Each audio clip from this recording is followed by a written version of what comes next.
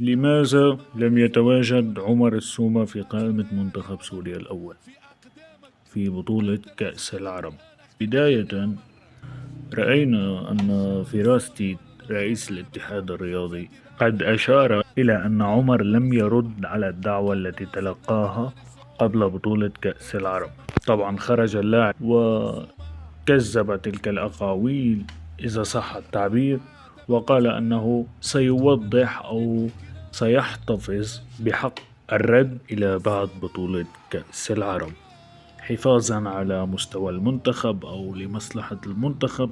عمر السومة لم يوافق على الدعوة ولم يجيب عليها، كما صرح رئيس الاتحاد الرياضي الكابتن فيراستي، وسيتم اتخاذ عقوبة بحقه.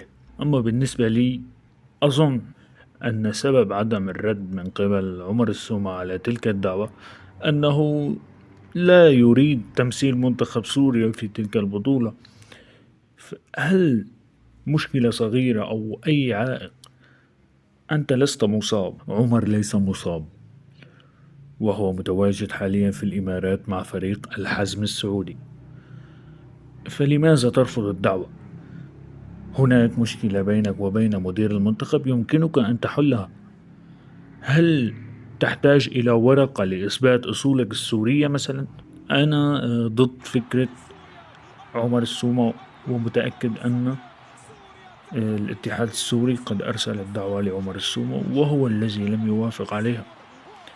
بغض النظر عن أي مشكلات، المشكلات تطوى عندما يدخل منتخب سوريا في استحقاق مهم. نحن نشهد تكرار لبطولة كأس آسيا 2019 عندما خرج منتخب سوريا متزيلا للمجموعة بعد حرب طاحنة على من سيرتدي شارة القيادة. يتكرر هذا السيناريو ويغيب عمر السومة لمشكلات مع رغدان شحادي مدير المنتخب. هل هذا معقول؟ بالنسبة لي أتمنى أن تحل هذه المشكلة ويعود اللاعب لمنتخب سوريا. لاعب كبير رغم تراجع مستواه في الفترة الأخيرة، ولكن يمكنه أن يقدم الإضافة في أي وقت. وكما قلت لكم سابقا، اللاعب الكبير يظهر في دقيقة من المباراة، حتى لو اختفى 90 دقيقة يظهر في الدقيقة 90، كما ظهر عمر خربين في مباراة سوريا أمام قطر. لو تم حل المشكلة أو لم يتم حلها، نتمنى التوفيق لمنتخب سوريا في بطولة كأس العرب. وسأوضح شيئا: لا وجود لدعوة لثلاث لاعبين إذا تأهل منتخب سوريا إلى دور ربع النهائي، وهذه إشاعة. شكرا على المتابعة.